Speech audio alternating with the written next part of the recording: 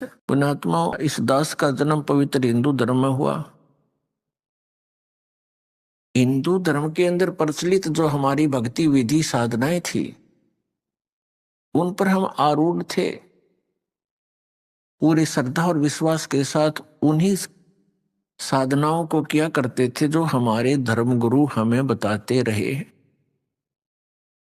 और वो धर्मगुरु हमें ये भी कहते रहे कि हम तुम्हें जो ज्ञान दे रहे हैं, ये सभी सदग्रंथों में प्रमाणित है, वहीं से हम आपको सुना रहे। वो पहले संस्कृत का वाक्य बोलते हैं, फिर उसका अनुवाद करते हैं। तो हम सोचा करते थे, जान लिया था हमने, मान लिया था कि हमारे जो धर्म के धर्म गुरु हैं, ये बड़े विद्वान और संस्कृत भाषा के प्रकांड ज्ञाता हैं। इन्होंने हमारे सदग्रंथों को बहुत अच्छी तरह समझा है, और ये जो हमें ज्ञान दे रहे हैं ये सही है, सदग्रंथों वाला ही है। और फिर इस परंपरा को चलते लगभग 2000 वर्ष से भी ऊपर हो गया।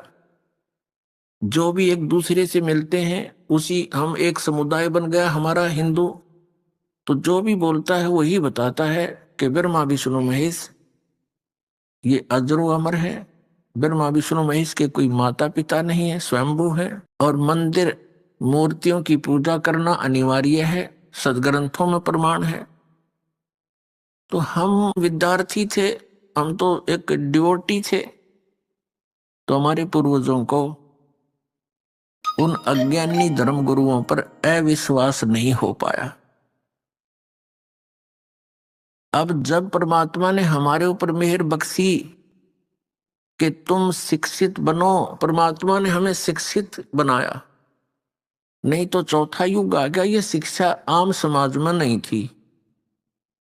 केवल एक ब्राह्मण वर्ग इस शिक्षा का अधिकारी था। केवल संस्कृत भाषा हमारे भारतवर्ष में थी। कुछ वर्षों उपरांत फिर ये अरबी भाषा, उर्दू भाषा भी प्रवेश कर गई समय आने पर।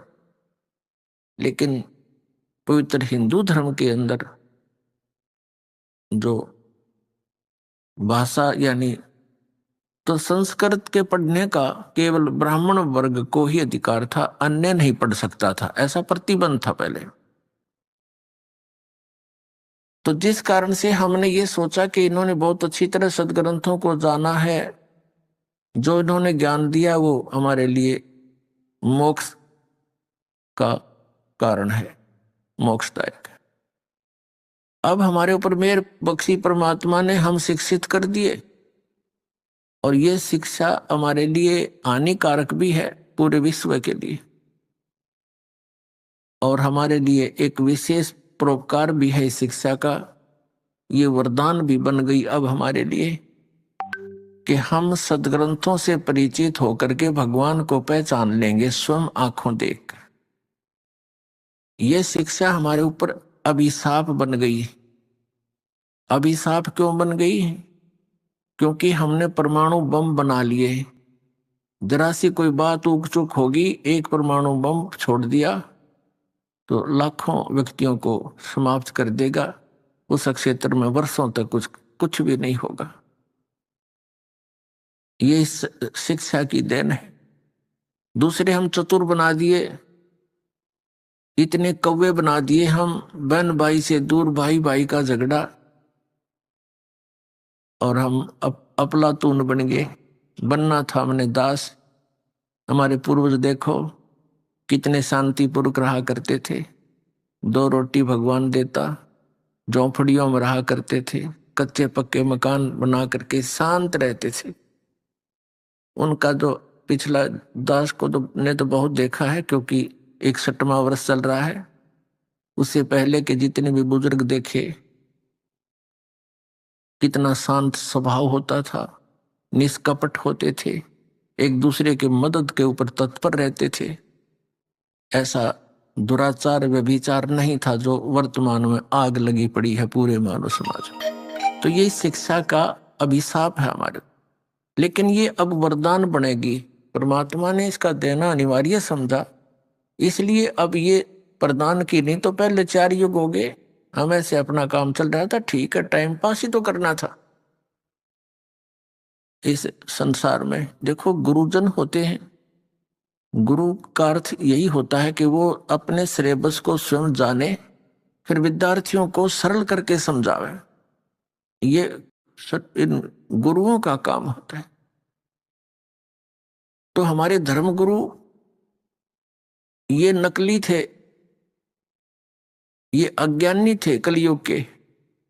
इन्होंने हमारे सदग्रंथों को समझा नहीं, अपने सिलेबस से ये परिचित नहीं थे, जिस कारण से हम विभाजित होते चले गए। कहीं हिंदू बन गए, कहीं मुसलमान बन गए, कोई सिख बन गया, कोई ईसाई बन गया। और उसके बाद अब देखो कलयुग के इस थोड़े से ही समय में 100-150 वर्ष के अंदर ही कितने पंथ बना दिए, इनका कहीं नामो निशान नहीं था। तो इस काल भगवान ने इन नकली गुरुओं के कारण, जो ना वेदों को समझ सके, ना पुराणों से परिचित, ना गीता से परिचित, इन्होंने लोक वेद सुना के हमें इतना कर्मकांड में फंसा दिया। आम व्यक्ति भी चिंतित हो गया, दुखी हो गया इनके कर्मकांड को करते करते। तो पुण्यात्माओं, इस समस्या का समाधान करने के लिए स्वयं परमेश्वर आए। ये परमात्मा चारों युगों में आते हैं, ये हमारे पिता हैं, ये हमारे हमदर्द हैं, ये हमारे मूल मालिक हैं, हम इनकी संतान हैं। अपनी संतान की चिंता माता पिता को ही हो सकती है, दूसरे ठीक है नेक आत्माएं हैं, थोड़ी बहुत देर हमदर्दी दिखा सकते हैं, लेकिन परमानेंटली वो उनके साथ नहीं रह सकते।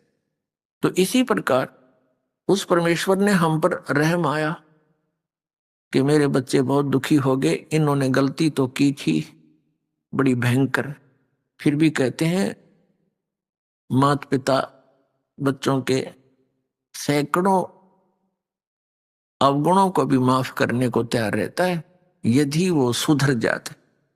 तो उसी दृष्टिकोण से परमात्मा यहाँ आते हैं कि हो सकता है इनकी बुद्धि ठिकाना आगी होई बे और ये मान जा मेरी बात को और चल पड़े सतलोक को, जहाँ इनको कोई कष्ट नहीं, कोई दुख नहीं, कोई जन्म और मृत्यु नहीं,